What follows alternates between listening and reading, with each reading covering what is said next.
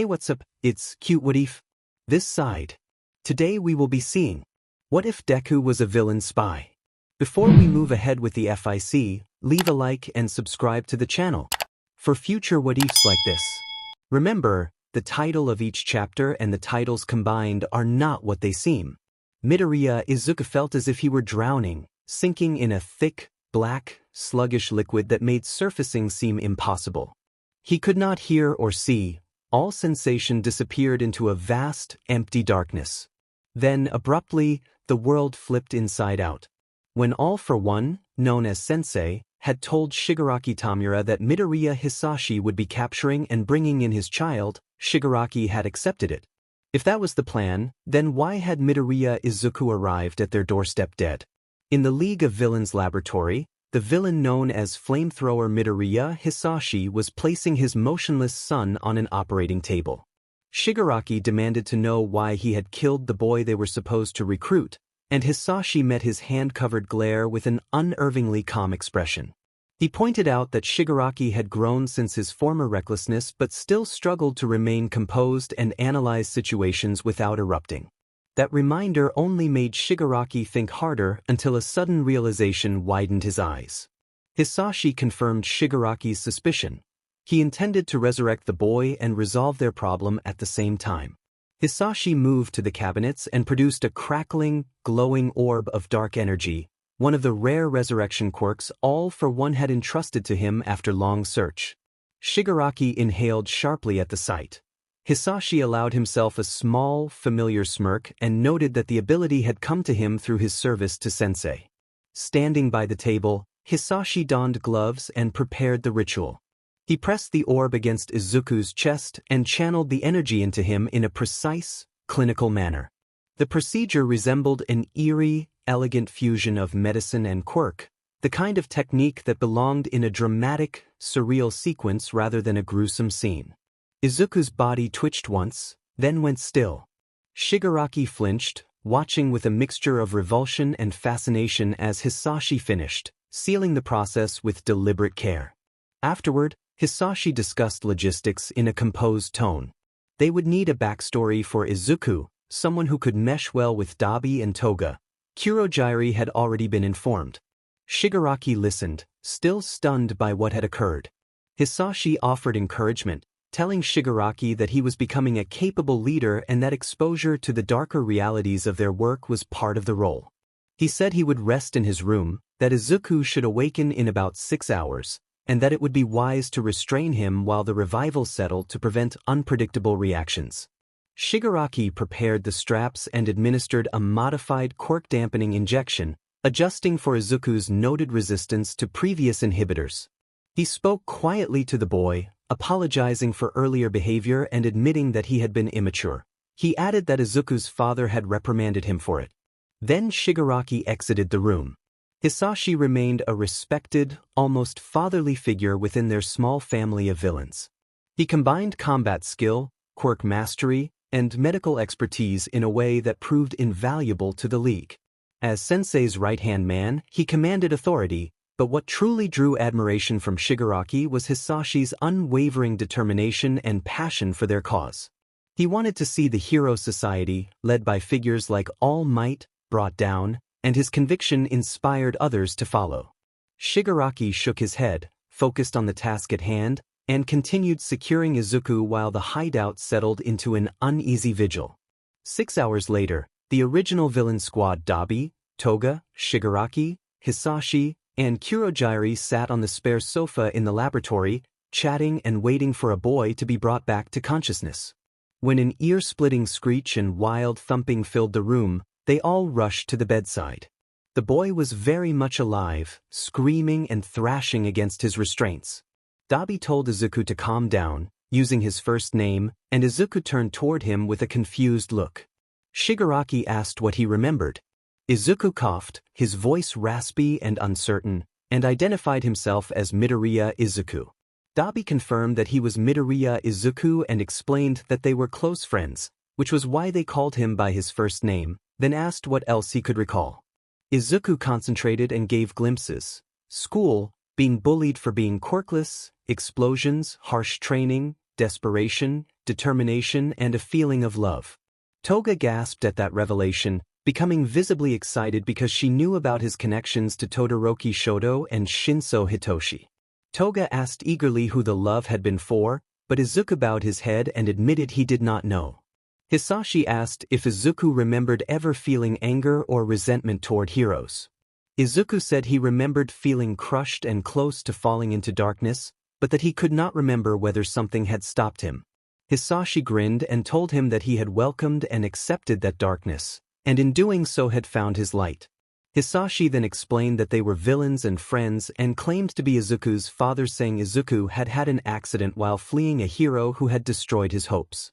Izuku stared in surprise as Hisashi outlined a worldview in which heroes should not exist, where society would be remade so people would be valued regardless of quirks. Hisashi asked if such feelings sounded familiar. Izuku admitted he remembered desperation, determination, and a flash of deep hatred for the world, then sighed and closed his eyes. Dabi reassured him that they would help him adapt and regain his memories, and Dabi undid his restraints. Grateful, Izuku attempted to stand but stumbled. Kurojairi steadied him, and with Dabi's help escorted him to a room that became his. The room was cluttered with papers and notebooks and a shelf labeled Hero Analysis Notebook. A bed sat beside a desk with chemistry equipment and jars of chemicals along a shelf. The two villains helped Izuku onto the bed because his legs were weak. Izuku wondered aloud about the sudden weakness in his limbs. Kurojairi explained that he was readjusting after regaining consciousness and that the heroes had hurt him badly before the villains had arrived and driven them off. Izuku thanked them for their help and their presence. Kurojairi told him he should rest. Izuku said he would try to remember more tomorrow. After they left, Izuku thought that his new family's story was convincing and that, after hearing his father, he understood their view that heroes were flawed and that being quirkless had been unfair. Still, he wondered quietly why he found himself crying. A few weeks passed, and with his friend's help, Izuku began to settle back into a routine. One evening they played a video game in the common room. Izuku roared in victory, sweat beading on his face, and Shigaraki responded with an equally intense shout. When the game registered a win, Izuku jumped up to high-five Dabi. Shigaraki, clutching his controller, protested with a mixture of anger and embarrassment over his performance. Dabi teased Shigaraki about how badly he played Mario Kart, suggesting his skill at losing defied explanation. Shigaraki blamed his hair for getting in his eyes. Izuku whispered to Dabi that it looked more like Shigaraki's hand had been in his eyes, and Dabi laughed. Shigaraki announced that Baby Princess Peach was his chosen character and refused to switch. Izuku sighed and suggested there was only one way to settle the argument. Shigaraki grinned and accepted. Dabi groaned, reminding them of their last reckless decision, but Izuku insisted it had to be done and grabbed his controller. Dabi threatened to call Kurojairi for backup, and Shigaraki shrugged it off. They loaded Super Smack Sisters and chose characters. Dabi tried to call Kurojairi while Toga watched from behind the bar, clearly very interested in the match. As the countdown started, Dabi realized he could just tap Kurojairi's contact and did so. When Kurojairi opened a portal as part of a trick, the television vanished through it. Izuku and Shigaraki screamed in unison as they watched their prize TV disappear into the purple rift and then scrambled to the spot where it had been, frantically pawing at the floor. Dabi made a mental note to thank Kurojairi later. Toga, meanwhile, began enthusiastically roughhousing with a pile of stuffed animals nearby. Watching from a small monitor, All for One put a hand to his face and silently wondered what sort of villain club he had created, already regretting his choices for the decade. Dabi called Izuku's name, and Izuku, who was on top of Shigaraki, stopped mid-punch. Izuku hesitated, telling himself that this wasn't how it should be. Izuku rose from Shigaraki and brushed himself off as Dabi asked if he had any plans to make the heroes pay for what they had done. Izuku went quiet. Shigaraki began to speak, but Izuku cut him off, insisting it was fine. Turning to Dabi, Izuku explained that he had indeed been making plans. He had run through countless strategies, experimented with chemistry, and studied the weaknesses of the heroes and their students. After that work, he believed he had a way forward. Shigaraki grinned at the reminder of how brilliant Izuku had been at devising plans and exploiting opponents' weaknesses. He thought that with Izuku's mind and his quirk on their side, they would be unstoppable. Toga eagerly wanted to hear the plan, and Izuku offered a small, unsettling grin that made the others uneasy as he prepared to explain. He signaled that he would lay out how it would go. Meanwhile, at UA High School, the staff had gathered in Aizawa's apartment. They had been worried ever since the events of a few weeks ago and had been trying to get him to speak. Aizawa stood, and the teachers stepped back to give him room. His apartment was a mess of documents, papers, and charts connected with red lines. For weeks Aizawa had been trying to find who had taken Izuku, where Izuku was, and whether he was all right. He had discovered nothing. The lack of any trace made his determination to find the boy burn even brighter, though a deep dejection began to settle in as if Izuku had been wiped from existence. All Might placed a reassuring hand on Aizawa's shoulder and reminded him that he was not alone. The UA staff would help find Izuku. Midnight urged Aizawa to let the students help, saying they were devastated and worried. Present Mike, trying to sound upbeat despite concern, called for Aizawa to agree. Aizawa admitted he could not give up. Izuku was counting on him, even if the situation felt hopeless. Nizu then spoke up with a smile and said he had a lead. He reported that a local bar had recently received a large shipment of notebooks, pencils, chemistry books, and inexplicably, Nintendo Switch controllers. Aizawa's eyes widened as he remembered the villain who had recently been obsessed with stealing a Nintendo Switch. He leapt to the wrong conclusion, blurted that Stain must be involved, and was promptly told by Nizu that he needed caffeine. Aizawa realized his mistake and mumbled an embarrassed acknowledgement. Nizu clarified that the kidnapper was Shigaraki Tamura, leader of the League of Villains. That meant finding the League's hideout could lead them to both the villains and Izuku. All Might handed Aizawa a large tank-shaped container of coffee. Aizawa drank it in one go and suddenly seemed far more energetic, much to Yamada's concern. Nizu began to outline the plan to find the League and rescue Izuku. It was a bright day at UA High School. The campus felt charged with tension as people moved about, unaware of the watchers in the trees nearby. Toga expressed her eagerness to begin the operation, and Dabi tapped her on the head to calm her down. They traded short, teasing jabs among themselves while Izuku motioned for silence. Shigaraki watched by Izuku's side as the group leaned on a branch and took turns using binoculars. Dabi, Toga, Shigaraki, and Izuku had positioned themselves near UA, preparing to carry out the plan they had been discussing. Toga whispered to Dabi that they made a good team when they were not fighting, and Dabi agreed. After final checks, Izuku gave the go-ahead and initiated their operation under the code name Operation Baby Peach. When someone balked at the name, Izuku suggested a compromise and proposed the alternative name Operation Murderous Baby, which drew a resigned agreement from Shigaraki. Kurogyri materialized, and the group slipped away. No one nearby noticed their departure. By the time anyone realized they were gone, it would be too late. No one questioned it. After all, no one really paid much attention to the grape-headed boy. Most students kept their distance, especially the girls. Kaminari Denki, one of the few boys who sometimes interacted with Mineta, did not suspect anything was wrong. Mineta's straightforward manner made him an easy target to imitate. Toga had rehearsed mimicking his behavior and used that imitation to gain access without raising immediate suspicion. Aizawa entered the classroom and instructed the students to take their seats. He then announced that the class would receive a visit from a guest. He asked them to show respect for Pro Hero 13, who had made time to speak about rescue work. 13 entered and greeted the class. The students responded with polite acknowledgement. Aizawa accepted 13's assurance that they could step out and left the room to get some rest. 13 explained that the day's demonstration would focus on communicating with a civilian who could not speak, and showed the students white cloths to use as mouth GGS for the drill. The class looked confused but trusted 13's expertise in rescue operations. 13 asked for a volunteer to act as rescuer. Many students raised their hands, but 13 pointed to Mineta at the back. The class groaned as Mineta came forward. 13 reassured the class that they would handle any problems, then instructed everyone to put on the GGS. The students complied. 13 checked that each GG was secure, and then asked them all to lie down together in a tight formation for the exercise. When the students were arranged, 13 called on Mineta to begin the communication portion of the drill. The figure posing as Mineta moved toward the group and activated a quirk that released numerous adhesive orbs, quickly immobilizing the students and preventing them from removing their GGS. The gagged students struggled and tried to signal, but could not free themselves.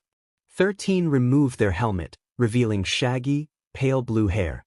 It was Shigaraki Tamura, leader of the League of Villains. The classroom sank into shocked silence as the true intruders revealed their identities. The person who had been posing as Mineta dissolved into a gray, viscous form and reconstituted as Toga. She produced small medical tools and, in a calm, clinical manner, collected small samples from each student, placing them into vials for the villain's plan. The procedure was efficient and unornamented. Shigaraki took a moment to taunt the immobilized students, explaining that the infiltration had been simpler than they might think. He said they had secured samples and that the impersonation had allowed them to move unnoticed. He added that one of their mutual acquaintances had provided crucial information that made the operation possible. The students immediately understood who he meant. Toga held up the vials to show what they had obtained and then signaled that it was time to move. She climbed into an air vent and began to crawl away. Shigaraki followed, closing the vent carefully behind them as they worked their way through the school's ducts. Shigaraki activated an earpiece to coordinate with other members of their team. Shigaraki checked in over the radio to confirm positions. Izuku Midoriya, using a coded call sign, reported that he was in position. Dabi confirmed readiness to receive the samples at a designated drop point under his call sign. Kurojairi provided an update that specific exits and routes were secure or compromised as applicable. The team moved according to the plan. Toga removed a vent grate and dropped into a stairwell. Dabi intercepted the vials at the bottom while Shigaraki hauled Toga back into the vent and continued forward. Izuku reported approaching the target room along a planned route. Shigaraki and Toga slipped into a dark, unlit room where a light flashed on to reveal Izuku holding a flashlight. Shigaraki asked Izuku if he knew where the item they sought was located. Izuku replied that he had studied the building's layout and was confident this room matched the confirmed plans. He opened a closet to reveal a safe secured with an 8-button keypad.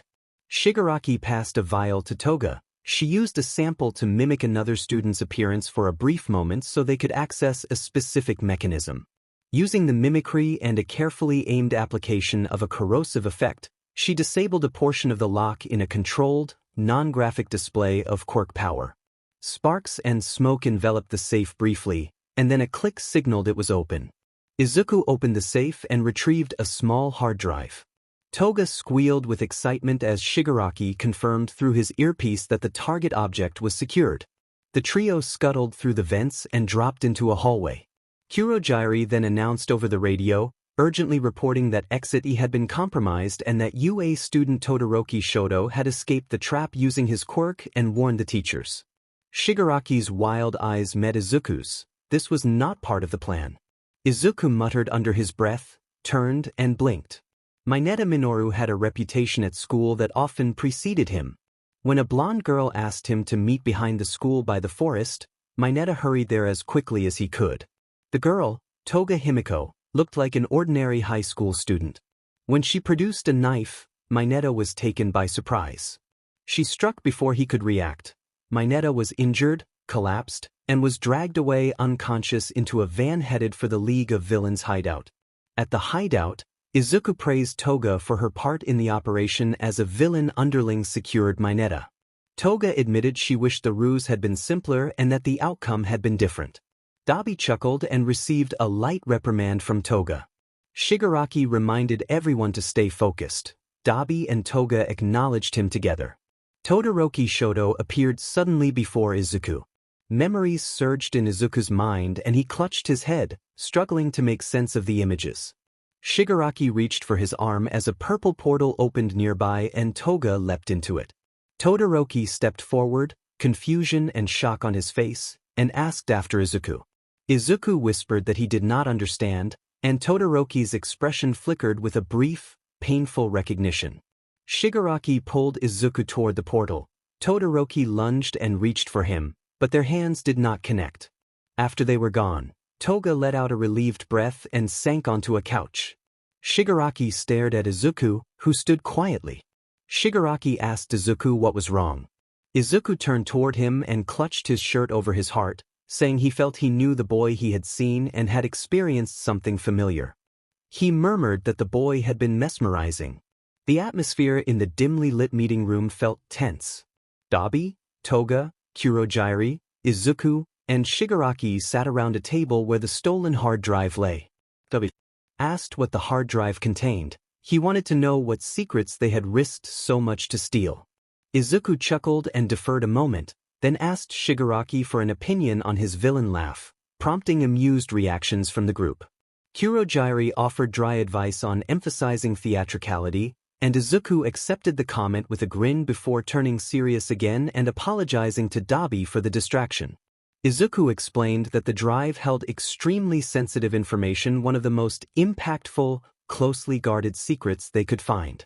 The villains leaned forward as Izuku connected the drive to a laptop and projected the contents onto the wall. A video played, and the group watched in stunned silence as the revelation unfolded. Shigaraki remarked that the information would indeed destabilize the Hero Society and praised Izuku for the operation. Izuku acknowledged that if they used it properly, it would be a valuable asset and that preparations would be necessary. Toga asked what those preparations entailed. Izuku assured her that she would have an important role to play. Shigaraki confirmed that their next steps would be to inflict pressure on the heroes and make them feel the consequences. Dabi understood the implication and exchanged a knowing look with the others. Shigaraki rose, planting his hands on the table and indicating they would bring chaos to the heroes. Toga reacted eagerly at the thought of the coming conflict. Dabi's expression tightened, a small blue flame flickering at the edge of his coat, while Kurogiri's eyes narrowed in anticipation and Shigaraki adjusted his stance. Izuku then addressed the man in the lab coat leaning against the wall, suggesting he join their efforts. Hisashi nodded and expressed pride in the growing villain circle. Izuku declared their intent to take down the heroes. Somewhere far away in the city, a woman known as Mount Lady sneezed. A screeching, insane laughter filled the halls of UA High School. The young heroes in training turned their heads and searched frantically for the source. Ever since the villains had broken in a couple of days earlier, everyone had been on edge despite the pro-heroes' assurances that a repeat attack was unlikely. They had been wrong. Suddenly, all the windows in the building shattered and the laughter rang out again. Pro-heroes and many students ran outside toward the training grounds. There, a blonde girl was cackling into a microphone attached to a giant speaker. Present Mike noted, for a moment, that she looked like his own child until he caught the hatred burning in her yellow eyes. Some students flinched and began to back away. The girl was holding up a lifelike mannequin head that looked intentionally disturbing. The sight unsettled the crowd. She tossed the mannequin casually toward the heroes as if it were a game. All Might reached out, fumbled, and the prop landed with a thud, scattering paint and debris across the asphalt. All Might's tight smile dissolved into a grimace as he faced the girl and demanded what she had done, his voice booming over the speaker system. Present Mike covered his ears. The girl giggled, then broke into a full-blown cackle that made the onlookers shiver.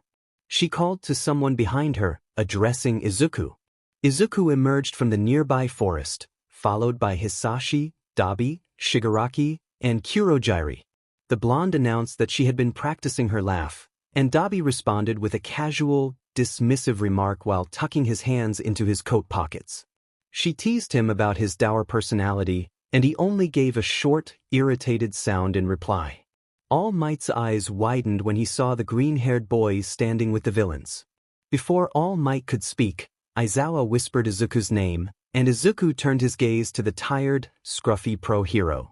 Izuku tilted his head and asked how Aizawa knew his name.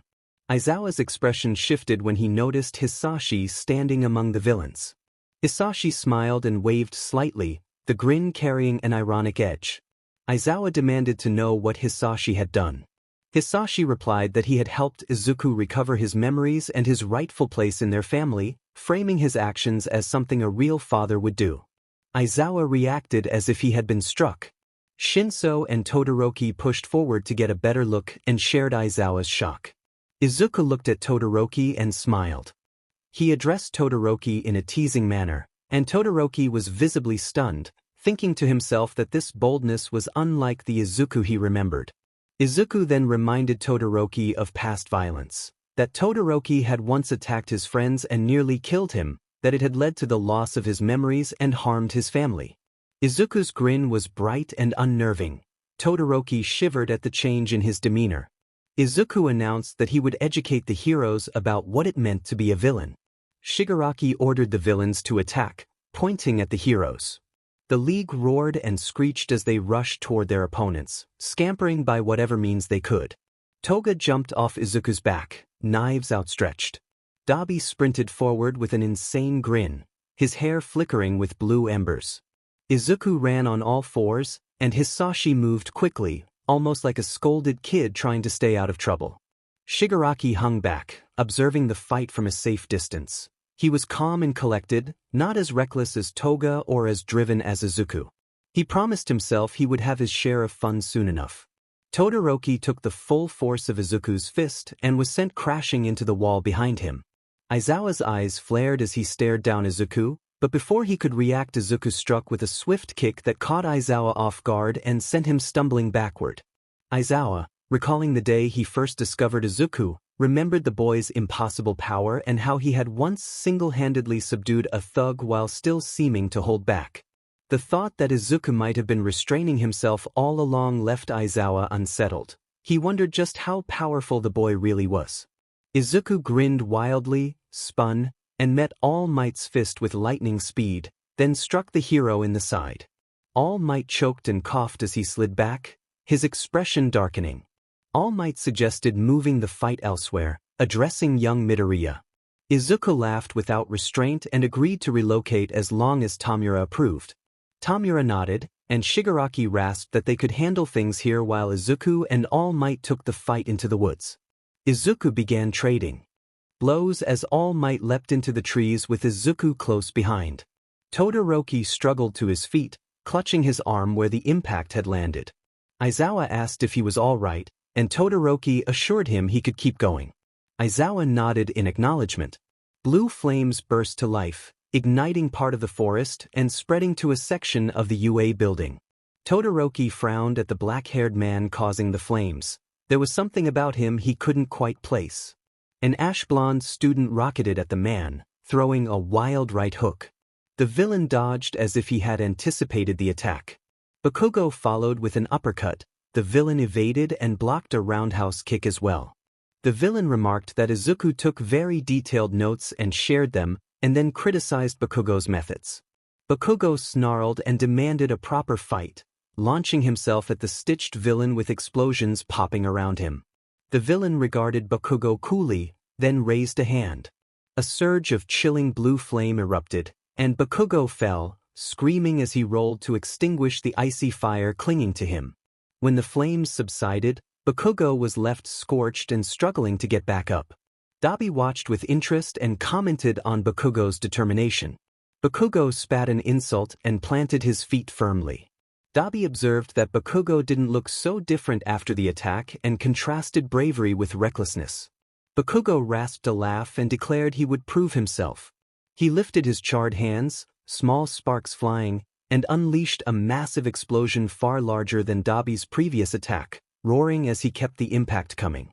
Flames flared to counter the blast, and Dabi felt the heat and the sting of embers that brought up unpleasant memories. He blinked, took a steadying breath, and within seconds a purple warp gate swallowed him. He reappeared beside Aizawa, grabbed the scarfed hero before he could move away, and ignited a single finger with flame. Dabi warned the heroes that they should stop unless they wanted Aizawa harmed, and Present Mike immediately ceased his assault on Toga, who had been moving erratically. Toga retreated to Shigaraki's side and withdrew from the fray with a satisfied look. Present Mike raised his hands in a placating gesture and, in an uncharacteristically calm tone, told them that what they were doing was not right. Dabi smirked and said everything would be fine if the heroes let the villains have their way, otherwise his control might slip, since quirks could be unpredictable. Aizawa gritted his teeth as Dabi's flame liked at him. Most of the teachers were down, incapacitated by the knife-wielding villain earlier, and the remaining Class 1A students who had not been involved fled, still shaken by the prior USJ attack. Aizawa urged Hisashi not to stop, reminding him that they did not know what the villains wanted. Present Mike, teeth clenched, expressed that Shuta's life and the lives of others mattered to him. Later, Todoroki would swear he saw his homeroom teacher blush, though the dark-haired man would deny it. Shigaraki sighed and announced they were done there. He instructed Hisashi to retrieve Izuku before the boy got too caught up in the fight and potentially went too far against All Might. Hisashi nodded, then slipped into the woods, following the sounds of crashing trees. All Might breathed heavily, impressed that the younger Midoriya could keep up even while he was holding back at 80%. Izuku smirked and claimed he had been trying only 70%. All Might's eyes widened at the revelation. Izuku revealed that he had never once used his quirk in the exchange, relying instead on pure physical strength after being inspired by a fighter he admired. All Might gritted his teeth, wishing he were at his prime. Izuku then asked why All Might thought he had not been killed yet. All Might dismissed the notion that Izuku could kill him. Izuku, eyes narrowing, said he could cause serious damage but was not as clueless as he appeared. His memories, he implied, were not as lost as others assumed. A rustling sound came from behind them. Hisashi stepped out of the foliage, looking like an older version of Izuku, and told his son they should leave. Their goal had been fulfilled for now. Izuku acknowledged him as father. The two green-haired men left, blending into the forest, and All Might was left to puzzle over the mention of memories. Izuku returned from the forest with his father in tow. Shigaraki and Dabi greeted them, and Toga leapt up when she saw Izuku. A portal opened. Dabi entered still holding Aizawa captive, followed by Shigaraki, then Hisashi, Izuku, and Toga. They all stepped through the portal and vanished as if they had never been there. On the other side of the portal, Hisashi asked Izuku what had happened as soon as their feet touched down. Izuku, expression blank, reported that everything had gone according to plan. They had provoked the heroes, reported the incident to the press, and secured the green light to move forward with Phase Y. Hisashi noted that All Might had seemed shocked and that Izuku had spoken to him despite instructions to avoid the man. Izuku brushed it off, saying he had only taunted All Might to test his limits and that he despised the heroes, calling All Might a fraud. Hisashi let the matter drop, arguing would be pointless. He trusted that after the memory wipe, Izuku's loyalty would remain. Izuku's hatred for heroes burned with malice. Shigaraki checked on Dabi, placing a hand on his charred shoulder. Dabi admitted he had been shaken by the encounter but said it only made him more determined to take the flame-using hero down. Shigaraki nodded in understanding. Izuku sat on a bar stool, hands clasped, and emphasized the urgency of beginning Phase Y. Dabi was surprised that they would move so quickly. Hisashi argued it was better to strike now while civilians were already doubting the heroes and the safety of the school. Waiting might allow others to dissipate that doubt. Shigaraki suggested they prepare to begin Phase Y in 2 days, and Izuku agreed. Izuku then addressed Toga, anticipating her impatience. He instructed that she could play with Eraserhead, who had been placed in the basement by Kurojiiri, but warned her not to kill him and to leave him alive so he could answer questions. If she needed to kill someone, she was to use random test subjects in Block C. Toga bounded off enthusiastically toward the basement, and Shigaraki sighed at her boundless energy. Izuku and Dabi exchanged nods of agreement. Few days later, Todoroki Shoto, who was not very sociable, joined his classmates from Class 1A at a cafe. They had insisted on meeting to talk about the villains and about Midoriya Izuku. Shoto thought of Midoriya as his first true friend and perhaps something more, a confusing flutter in his chest he had tried to look up online. At least he did not have tachycardia. Uraraka waved him over enthusiastically, and Shoto made his way to the table and sat down. Ida proposed that they should discuss Midoriya and the villain situation. Kirishima added a teasing nickname for Izuku, and the mood at the table dimmed. Shoto told them that All Might had mentioned something odd about Midoriya's memory, and the news seemed to surprise everyone. Mina reacted with astonishment that Shoto was speaking up, But Ida cut across the levity to stress that this was serious and that Midoriya might need their help. Shoto was interrupted when radio static started coming from the cafe's TV, and he noticed the same crackling image on every screen in the shopping district. The static resolved into a live news broadcast. The anchor looked nervous, and opposite her sat a man with black, spiked hair, pale eyes, metal-pierced ears, and stitched, scarred skin. Dabi of the League of Villains, the same person who had attacked them at UA. The network identified the feed as Channel 78 and announced that Dabi from the League of Villains had been invited to speak. Dabi introduced himself by name and explained that he intended to reveal his true identity and the reasons behind his decision to become a villain. People in the streets, in shops, and Shoto's classmates all watched in stunned silence. Dabi declared that his name was Todoroki Tuya, the eldest son of the number 2 hero Endeavor, and that he would tell what had happened in his family. The news anchor visibly flinched. Shoto's eyes widened in disbelief. Tuya had disappeared long ago, and the details of his departure had always been unclear. The other students looked between Shoto and the screen, but Shoto could not look away. Tuya recounted a history of the Todoroki family framed by Endeavor's obsessive drive to create a perfect successor. He spoke of harsh, punitive training and of Endeavor using his flames to punish and control his children. Tuya described how Endeavor concentrated his ambitions on Shoto, subjecting him and the others to repeated, severe DSPLN so that Shoto would become the hero Endeavor wanted. Tuya explained that he had resisted Endeavor's methods and had often tried to intervene for his siblings, only to be met with brutal, fiery punishment that left him severely burned. He spoke of their mother, Rei, and how her anguish over the family situation had led to a desperate incident after which Endeavor had sent her away to a facility. Tuya told how, after many years of suffering, he had been forced to leave their home in the middle of the night without a word. He described wandering alone and homeless until he was found by Shigaraki and taken in by the League of Villains, who had given him shelter and a sense of respect he had never received from his father. They had promised to help him pursue a new purpose born of that pain. Shoto listened to Tuya's account in a stunned, numb state, the world around him reduced to the glow of the screen. For a long moment he could only stare as Tuya finished and the broadcast ended. His classmates shook him, trying to get him to respond, but his thoughts kept returning to one overwhelming question about what would happen next. Then Shoto blacked out, plunging into complete darkness. Shoto blinked open his eyes sluggishly and took in his surroundings. The room's muted colors told him he was in a hospital. He sat up slowly and peered out the window to his right. It was dark outside. He reached a hand to his head, trying to remember what had happened. His long-lost brother had appeared on a news set and revealed their family's history of violence and abuse on national television. How could he have forgotten? A soft voice told him to take it easy, and Shoto immediately recognized it as Izuku Midoriya's. Shoto identified the voice as Midoriya with a flat, matter-of-fact tone. Izuku, noticing Shoto's lack of surprise, raised an eyebrow and reminded him that he was supposed to be a wanted criminal. Shoto said that it made no difference. The sight of Izuku was no different from the many dreams he had of him. Izuku, trying not to laugh, suggested they might be in a dream. Shoto gave him a pained look and explained that lately Midoriya always appeared in his dreams and he could not get him out of his mind. Izuku blushed and covered his face with his hands, teasing Shoto about his innocence. He then reached a hand forward but withdrew it and smiled sadly.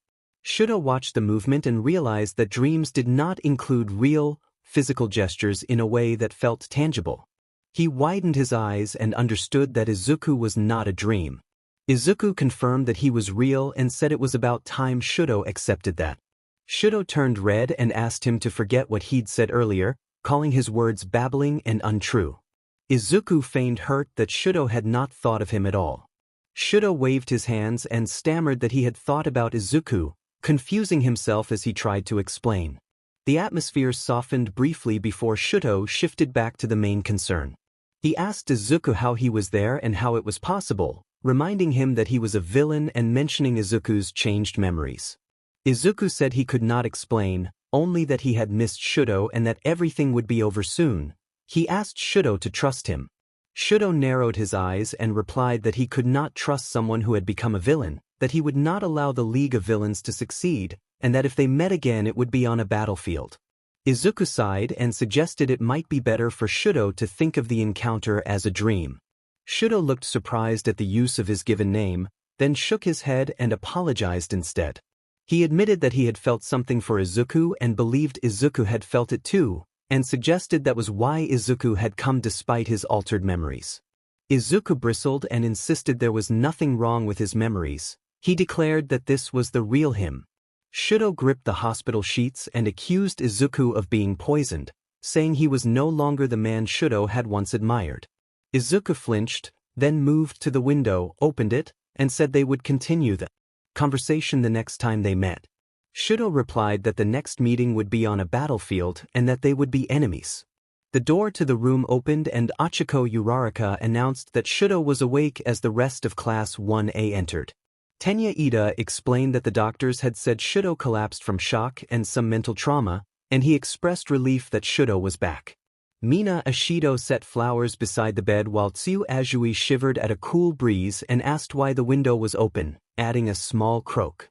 Shudo gave a wistful look and said he had simply been warm. Class 1A continued to chatter at Shudo's bedside. From the top of a neighboring building, a shadowed figure watched the scene below, hair ruffling in the night wind. A portal opened behind him. Shigaraki, the man covered in hands, asked Izuku if he was ready. Izuku turned back and told Shigaraki he was as ready as he would ever be and that he had expectations to uphold. The two men stepped into the portal and disappeared, leaving a single breeze to whisper through the night. Nothing would ever be the same. Shigaraki grinned as he looked down at the packed streets below. A massive crowd had gathered around the building, filling the avenues as far as he could see. He murmured that finally the day had come for him to take over Japan. He hobbled to the large speaker system they had taken from UA and called through it, commanding everyone's attention. He introduced himself as Shigaraki Tamura, the leader of the League of Villains, and declared that he and his forces were responsible for the nationwide power blackout. He announced that their goal was to take over Japan and to eliminate the symbol of peace known as All Might.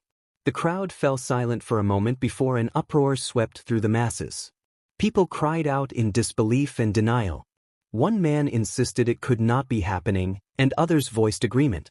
Izuku hummed, clearly taking satisfaction in the waves of desperation and denial rippling through the crowd. Angry shouts rose as some attempted to use their quirks, but they found they could not. A hero who had tried to fly toward the building shouted in alarm that their quirk was not working. A civilian murmured that it was all over, voice heavy with hopelessness. Izuku laughed, his tone shaped by suggestions from Kurogiri and Hisashi to sound more menacing. Toga praised him for the effect, and Izuku smiled in response. Clearing his throat, Izuku explained that they had erased everyone's quirks. He said that Principal Nizu, before becoming UA's head, had been experimented on and had developed both extraordinary intelligence and a bitter resentment toward humans.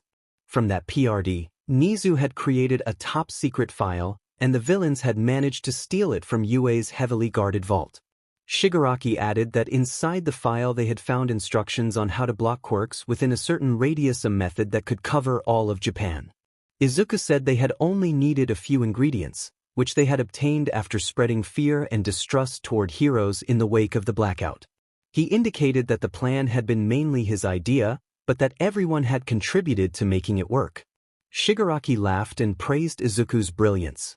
He told the crowd that to speed up their demands they had prepared an elaborate situation on the neighboring rooftop. 50 hostages, men, women, and children were tied up and positioned around a large sack of explosives set to detonate in an hour. The audience reacted with shock at the revelation. Izuku explained that only All Might could save the hostages by cutting a long rope that was slowly burning because of a small blue flame. If All Might acted to save them, the hostages would be released unharmed and the villains would take All Might for their own purposes. The crowd whispered and searched the adjacent rooftop, confirming the grim tableau they had been told about. Dabi took the microphone from Izuku and challenged All Might, asking whether he would uphold his pledge to save people or choose to hide from the villain's provocation. Hisashi then said that they would be waiting for his decision. 48 minutes later, The roads were alive with panic despite the hero's efforts to calm the quirkless civilians.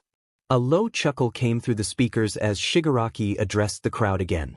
He taunted the people for their faith in All Might, suggesting that the hero might be unwilling to reveal his true condition to them.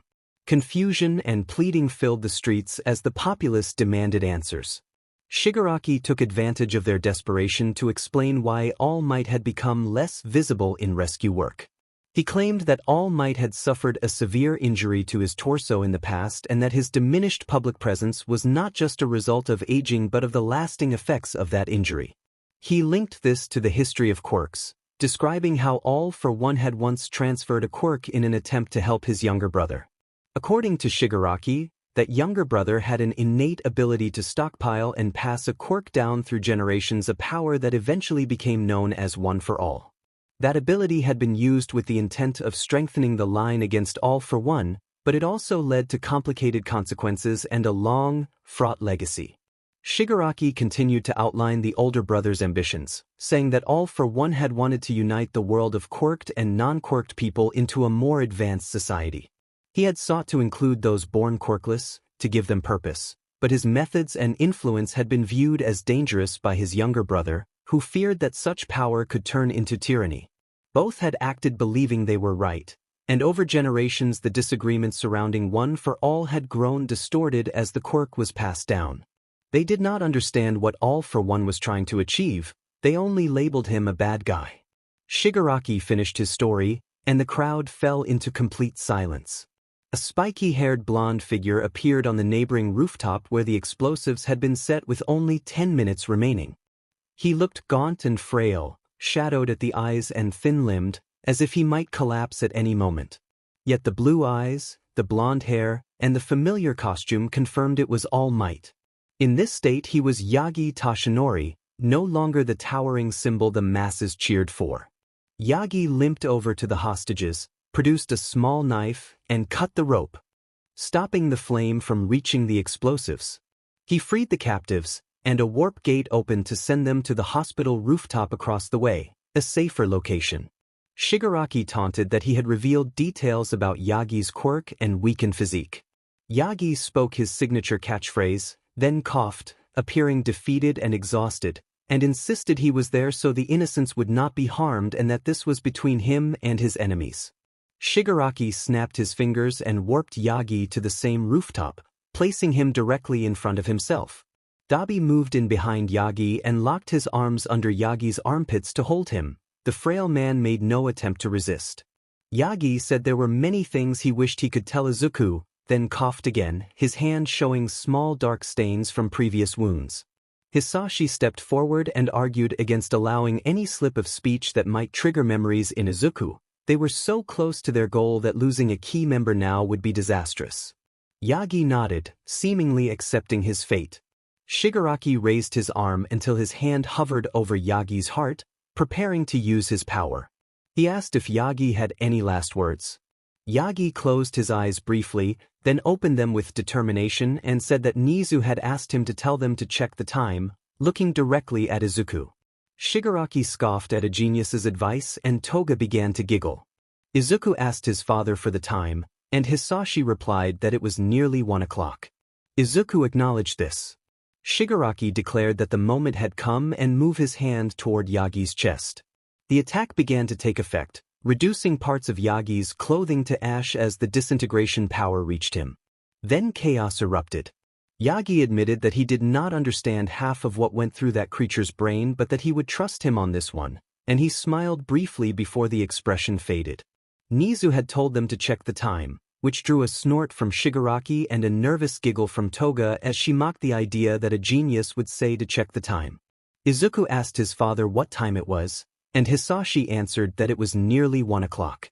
Shigaraki then declared that he knew the time. It was time for All Might to die. He lunged, aiming a destructive, crackling attack at All Might's chest and threatening the hero with a burst of corrupt energy. Clothing began to smolder where the strike would land, and for a moment it looked as if the attack would reach its target. In an instant Izuku moved. He freed All Might by disengaging Shigaraki's hand and kicked Shigaraki away, just barely preventing a fatal blow to the blonde hero. Toga reacted with a worried, maniacal laugh, urging Izuku to let Shigaraki finish All Might because, she insisted, that was what they all wanted. Izuku returned a different kind of smile, calm, determined, and radiating the assurance of someone who had a plan for victory and peace. Hisashi pleaded that Toga was right and begged Izuku to join them, offering for Izuku to take the final strike and reminding him of the reasons to hate the heroes. Izuku apologized to his father but indicated that his actions were part of something already set in motion. All Might and the villains watched him with astonishment as he asked them to have faith and hinted that they should remember the purpose behind his choices. They were confused until Izuku explained his motive. He had never actually lost his memory. He had retained everything and had been pretending, acting as an undercover asset among the villains to gather intelligence.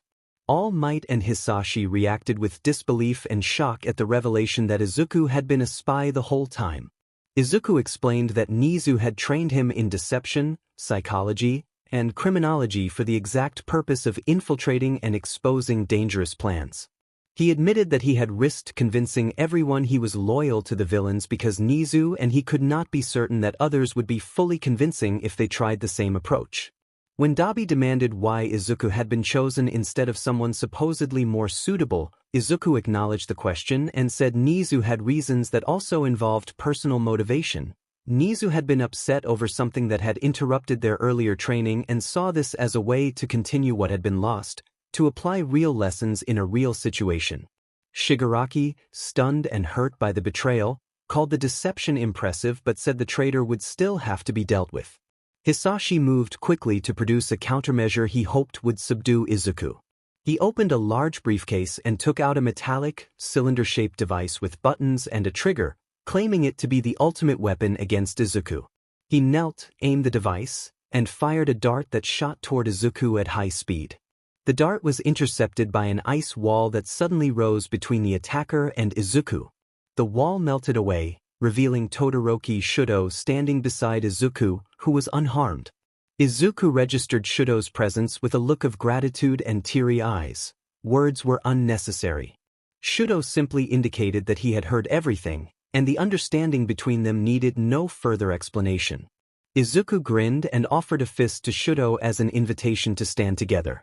Shudo met the gesture and bumped his fist against Izuku's. Shudo agreed to fight, and Dabi watched with tears in his eyes as his long-lost brother managed a genuine smile, a rare, soft moment after so much hardness in their past. Izuku quietly acknowledged that he was glad Shudo had found someone to care for him. Dabi stepped forward and said that he had always wished the best for Shudo. Shudo flinched, his body turning rigid, and addressed the man before him as his older brother Tuya, remarking that he looked different from the images he'd seen on television. Tuya insisted there was no time for regret and declared that life had changed him. He announced that the Tuya Todoroki standing before Shudo would fight him, regardless of their past. Shudo sighed but lifted his head and resolved that, if a fight was unavoidable, he would confront Dabi and try to bring him home. The brothers sprang at each other, blue flames colliding with bone-chilling ice. Tuya grinned wildly as they engaged in a rapid, brutal exchange, each move reflecting years of harsh, relentless training. Shudo told Izuku to handle the other enemies while he focused on Dabi. To Dabi's surprise, Shudo ignited his left side, and the brothers resumed their fierce combat. Izuku turned his attention to Shigaraki, Toga, Kurojiiri, and Hisashi and challenged them, rallying himself for the fight. His posture radiated intensity as he moved into the fray with powerful punches and kicks. Shigaraki retorted that they had trained to withstand those blows and would not be easily overcome, wiping his mouth as he assessed the fight. His knuckles showed signs of wear from the exchange. Izuku acknowledged Shigaraki's strength but made it clear he would not be defeated one-on-one. He lowered himself, concentrated every ounce of his energy, and roared as his form began to shift. He assumed the same hybrid feline form that Shigaraki had once forced him into, a large, sinewy creature with the imposing front of a Siberian tiger, the muscular forelegs of a lion, and the lithe hindquarters of a black panther, granting him remarkable speed, reflexes, and jumping power. A scar along his jawline added to his threatening appearance, while another mark on his leg had faded with time. Shigaraki admitted he remembered the power and regretted having used it on Izuku, but he made it clear he would not fight alone. Toga, Kurogyari, and Hisashi stepped forward to back him up. Izuku vowed that he would not allow them to harm All Might, his voice rumbling with resolve. All Might flinched at the declaration and muttered to himself, uncertain. Izuku sprinted forward and swung a paw, but Kurogyari opened a portal and teleported Shigaraki behind him. Before Izuku could fully react, Toga struck him in the back with knives. Hisashi pulled out a pistol and fired, and Izuku dodged most of the shots thanks to his quick, feline reflexes. At the same time, Kurogyari manipulated a warp that tugged at the air near Izuku's neck, making it difficult for him to breathe. Seizing the moment as Izuku was harried by multiple attackers, Shigaraki lunged forward, hands outstretched to use his quirk. Izuku dropped low and spun in a rapid arc, his paw finding purchase and sweeping the attackers. Kurogyari tried to transport the group away to safety, but he could open only one portal at a time, and Izuku's counterattack moved faster than there was time to react. Toga, Shigaraki, and Hisashi were thrown back and left visibly injured by the force of the blow. They panted, catching their breath. Toga clutched her arm in pain. Hisashi lay on his side, struggling to rise, clearly wounded. Shigaraki pointed out that Izuku had been struck by knives and was visibly hurt, and Izuku was gasping for air after the earlier warp attack. Kurogyari observed that ordinary measures would not suffice against Izuku and then made a grave decision. He explained that the only way to achieve their objective was a sacrifice. He intended to teleport himself and Izuku to a final destination located in another dimension, and he began to dissipate the warp around him. As the fog-like warp flowed toward Izuku and restrained him, Kurogyari announced that he would take them both through the gate, and the vortex under them began to whirl faster. Kurogyari explained that his quirk allowed him to travel between places and that others could pass through with him so long as he went with them. He told them their destination was the underworld, the land of the dead, a place where the deceased end up and from which no one returns. Izuku's eyes widened and he gritted his teeth as he shouted that Kurogyari was insane. Kurogyari answered that if stopping Izuku through self-sacrifice was madness, then perhaps he was indeed mad. Izuku protested fiercely that he would not accept that end, insisting he had already cheated death once and would not risk it again. Kurogyari declared that Izuku had no choice and that he was coming along. The warp Kurogyari produced spun into dizzying swirls so fast it at the air, a sound so raw and otherworldly that Shigaraki thought he would never sleep peacefully again for fear of waking to that terrifying noise from beyond time and space. Then it stopped. Kurogyari was gone. So was Izuku. Toga celebrated and pumped a fist in the air. Hisashi managed a weak smile after administering a special injection to staunch his bleeding, and Shigaraki allowed a genuine smile to appear. That relief dissolved the moment the voice they all knew sounded behind them, and Izuku announced that it was not over. A small black kitten sat behind them, carefully tending to a scrape on its side. A few knives lay scattered nearby with dark marks on them. The kitten explained that Kurogyari had overlooked an important limitation. The farther the destination, the less mass a portal could consume and transport. Kurogyari, with his metal plate and suit, could enter, but the underworld was a whole other dimension and required far more capacity than the portal could manage. In his heaviest form, muscle, body fat, organs and bones, Izuku had simply been too much for the portal to carry. The portal had expelled him. Shigaraki stared at the tiny kitten in stunned silence. His most reliable pawn, the glue of the League of Villains, had gone and appeared to have sacrificed himself for nothing. Izuku admitted that the outcome was both impressive and inevitable, then shifted into a monstrous form and looked down on the villains. He observed that Toga and Hisashi were too wounded to mount a real defense and told them to surrender. Shigaraki spat that he would never surrender and hauled himself up. Izuku had been expecting that reply. The two charged, and in moments the exhausted Shigaraki was hurled back into the concrete roof, leaving a small crater where he landed. Izuku softened as he reverted to his human form and murmured that they had fought well. Shigaraki lay unconscious and unable to respond. Izuku then rendered Toga and Hisashi unconscious with quick, precise moves. He staggered over to All Might, where Shoto was waiting. Shoto reported that he had finished earlier with All Might's help, and All Might briefly reverted to a weaker, lanky form before coughing weakly. Izuku, breathing hard and with the world blurring at the edges, said he was glad they were all right. Shoto called out Izuku's name and caught him as he slumped against him, noting that Izuku seemed unusually tired. Shoto urged Izuku to stay conscious and told All Might to get the paramedics immediately. Izuku noticed that Shoto was bleeding and his fingers were damp from that blood, but the urgency of the situation took precedence. All Might's strength returned and he scooped up both boys, leaping to the hospital roof next door. Paramedics who had been watching burst out of the stairwell and rushed toward them with stretchers. Izuku's vision darkened. A memory surfaced of a previous time when he had nearly been killed and taken how quickly it had happened, how suddenly everything had gone black.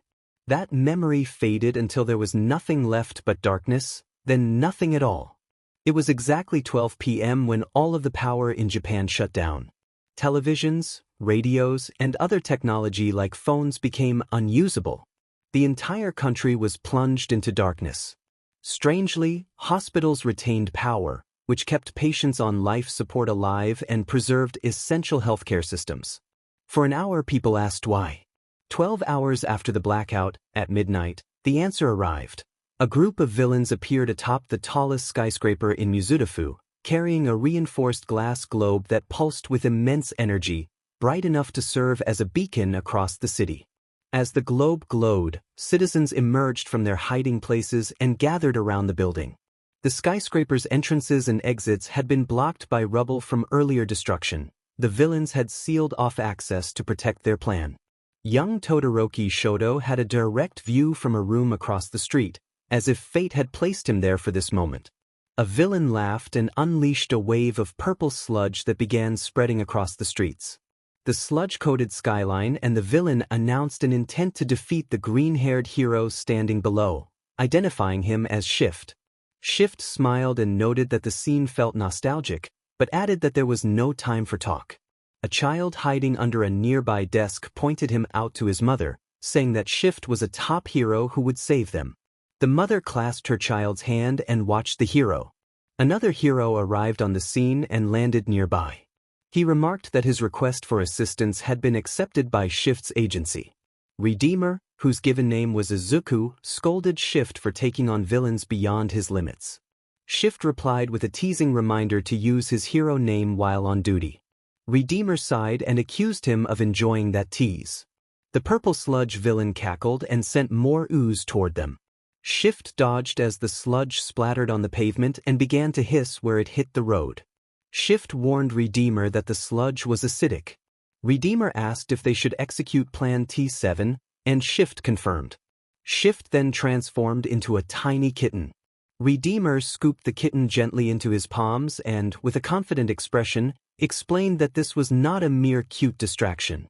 Placing the kitten in both hands and raising it toward the sky, Redeemer propelled a column of ice that launched the kitten high into the air. The villain gaped at the unexpected tactic.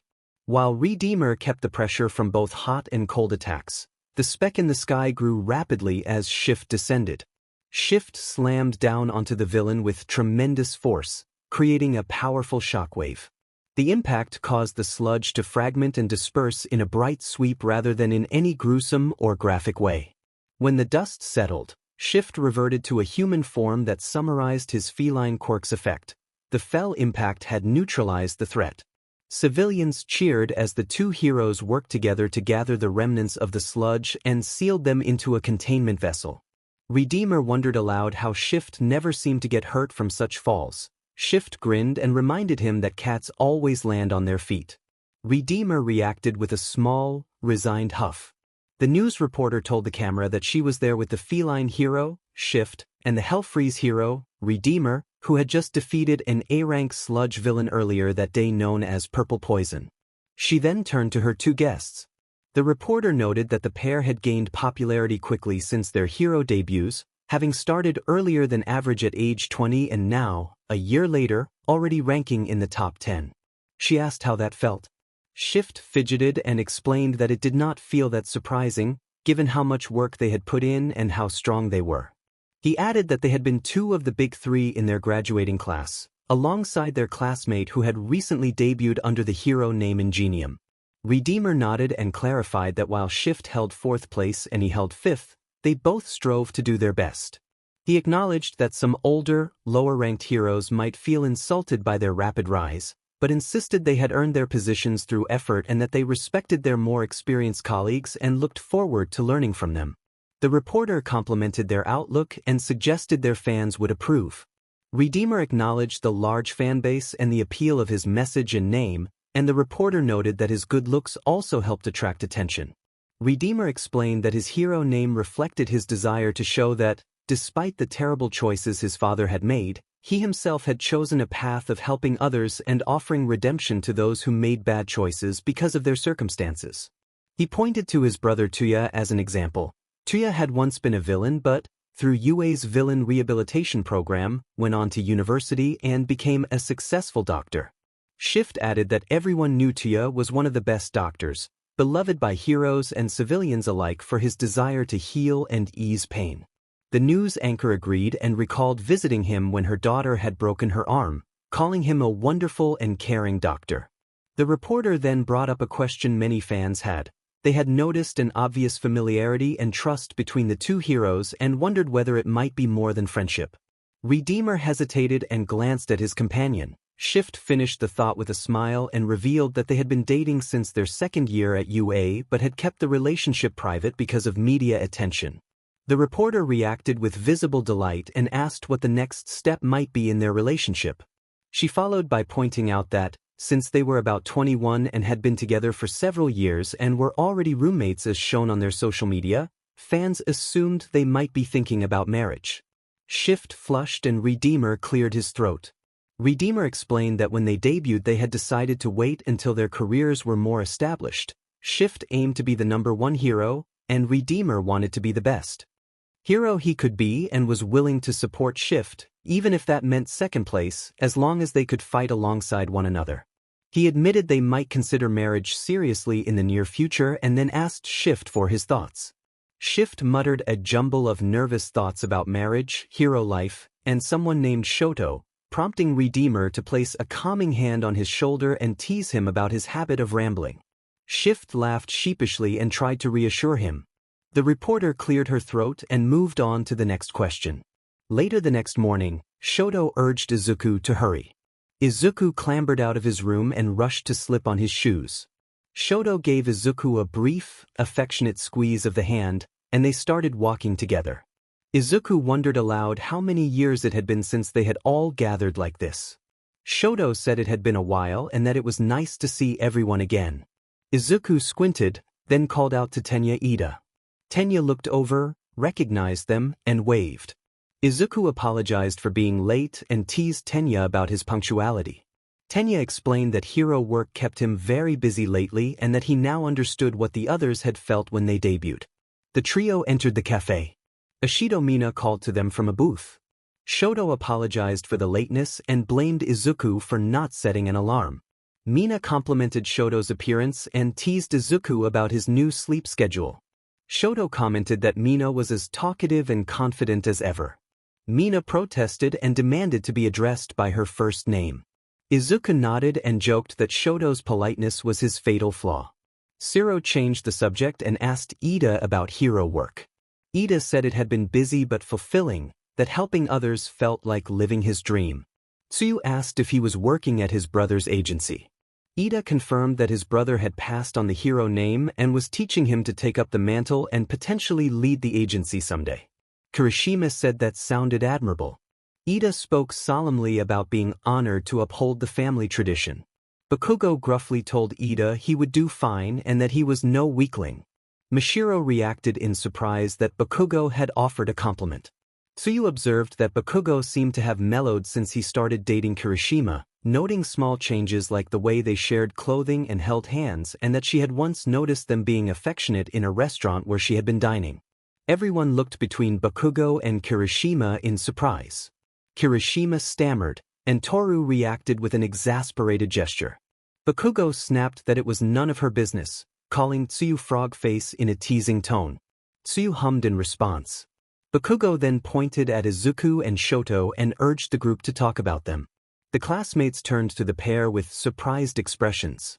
Izuku, embarrassed, admitted he had expected the news to be public already.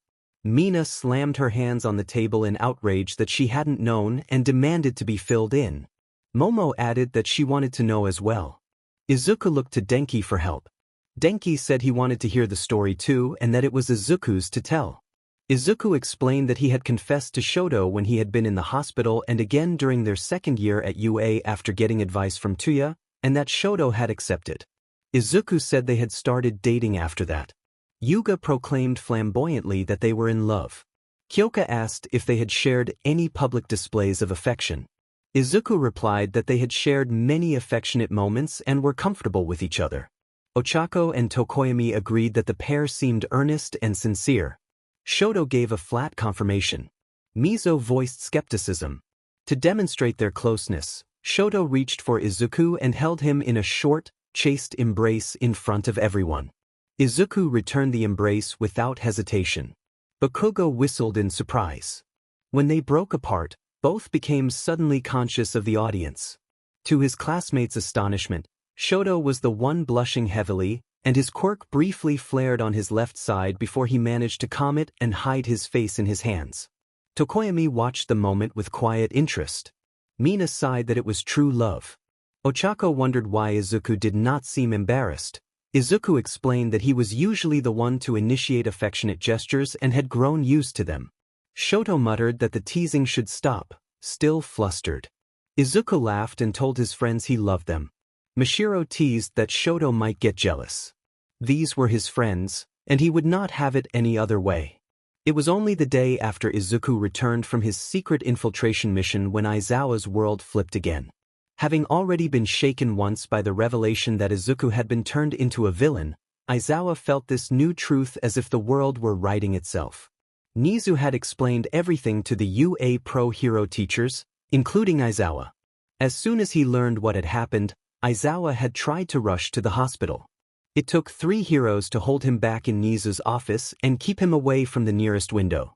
Nizu told him that Izuku was still recovering and unconscious and that only close family would be allowed to visit. Aizawa ignored that and stood outside Izuku's room, arguing with the nurses and trying to force his way in. He demanded to see Izuku and pushed past their attempts to restrain him. A young nurse told him that only immediate family could enter and that the boy was a high-profile patient, but Aizawa insisted he was family and tried to push through again. A nurse moved to call security, but a short, plump woman with green hair stepped forward and interrupted. She introduced herself as Midoriya and said she would handle the situation. The nurses retreated with apologetic looks. Inko asked if he was Shoyuta Aizawa.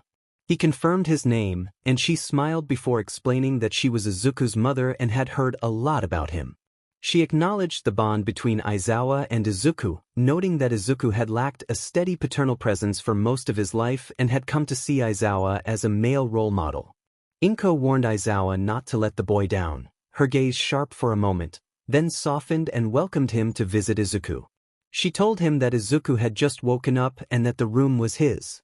Aizawa bowed slightly and followed her into the hospital room. Inside, Izuku lay bandaged but awake. He offered a sheepish greeting to the man he called Dad, smiling despite the wrappings. Aizawa crossed the room, his dark silhouette looming above the bed and making Izuku brace for a scolding. Instead, Aizawa closed the distance and pulled Izuku into a tight embrace, whispering that he must never scare him like that again. Izuku apologized, and Aizawa reminded him that, since Izuku already called him Dad most of the time, he should just use his given name. Izuku agreed and reassured Aizawa that he would be fine. Aizawa studied the bandages and pointed out the obvious. Being covered in bandages and in a hospital meant there had clearly been harm done. Izuku tried to downplay it, but Aizawa admitted he was worried. Izuku reached up and patted Aizawa's messy black hair, trying to comfort him, and Aizawa, for his part, grumbled about being the one who should be cheering the patient up. They traded a few light jabs about recovery and hospital rules. Aizawa reminded Izuku that the doctors would not discharge him for another 2 weeks and ordered him to rest. Izuku's grin hinted at mischief, and Aizawa, with a plotting look of his own, said he had said nothing about tomorrow. Izuku's smile lingered for reasons beyond plans to slip out of the hospital. Things were slowly beginning to feel normal again. Izuku tightened his tie and checked himself in the mirror again. The stylist would have a fit if he touched his hair. They had spent hours arranging every strand. Tenya Ida leaned against the doorway and asked if he was nervous. Izuku turned, greeted Tenya, and admitted that he was. It was not every day one married their soulmate. Ida stood, walked over, placed a hand on Izuku's shoulder, and smiled as he reassured him that he would be fine. He joked that the worst that could happen would be Endeavor suddenly having a change of heart and causing a scene. Izuku laughed and said that would not happen. Endeavor had changed, promised to be a better father, and repented for his mistakes. Izuku added that he was glad Tuya could make it despite being so busy with work. Ida noted that being a top-rated doctor for both civilians and heroes would leave one occupied, but Tuya was there to support his brother, and honestly there was no one more deserving of marriage than the two of them. Izuku thanked Tenya for everything. Ida reminded him that as his best man it was his job. Katsuki Bakugo then strode into the room, brusquely announcing that he should not be counted out. Izuku told Katsuki that Tenya would not forget he was also a best man. Bakugo muttered that it was about time, shoved his hands into his pockets, and the three of them walked down the aisle and up to the podium. Shoto's best man, Tuya, grinned so widely there was no doubt of his happiness. Beside him stood the Todoroki siblings, and Enji Todoroki was seated in the front row next to Rei. The two had reconciled and were attending counseling together. Shoto smiled broadly when he met his to-be husband's eyes, a rare break from his usual stoicism. Izuku returned the grin and felt his cheeks warm. When it was time for vows, Izuku spoke of their first meeting feeling like a light turning on. He recalled how the sports festival had inspired him to push himself further and try his hardest, how he had once believed himself quirkless and held back because of it, and how being kidnapped had made him realize he could not leave his feelings unspoken. He promised not to miss this chance, then slipped a ring onto Shoto's finger. Shoto cleared his throat and reflected that he had always known he loved Izuku. He described how Izuku brought light into his life, how days felt brighter when he was there, how Izuku made him laugh and worry in equal measure, and how, despite his stubbornness, Shoto could not help but love him. He asked to be allowed to worry about Izuku for a little longer and quickly slipped a ring onto his finger. Izawa, acting as officiant, signaled that it was time for the ceremonial kiss. They sealed their promises with a gentle, heartfelt kiss. Todoroki and Midoriya became Japan's most famous power couple and the top heroes. They shared a modest but modern apartment filled with many cats. Shortly after their marriage, Bakugo and Kirishima were next to walk down the aisle.